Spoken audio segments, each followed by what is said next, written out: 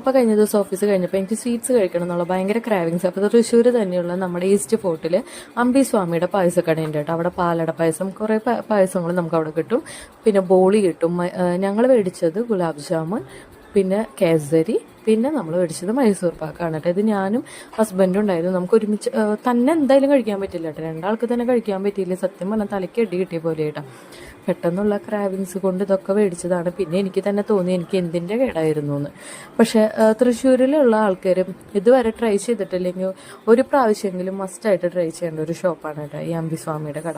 അവിടുത്തെ സ്വീറ്റ്സിനൊക്കെ ഒരു പ്രത്യേക ടേസ്റ്റാണ് കേട്ടോ. അത്യാവശ്യം ഫേമസ് ആണ്. ഞാൻ എപ്പോൾ അതിൽ കൂടെ പാസ് ചെയ്താലും നല്ല തിരക്കാണ്. ഞങ്ങൾ മുൻപ് ഓഫീസിൽ അവിടെ നിന്ന് ബോളിയും പാലട പായസമൊക്കെ മേടിച്ചിട്ടുണ്ട് കേട്ടോ. അപ്പോൾ സ്വീറ്റ്സ് ഇഷ്ടമുള്ളവരാണെങ്കിൽ ഒരു പ്രാവശ്യമെങ്കിലും അവിടെ നിന്ന് പോയിട്ടൊന്ന് ട്രൈ ചെയ്ത് നോക്കൂട്ടോ. എന്തായാലും ഇഷ്ടപ്പെടും.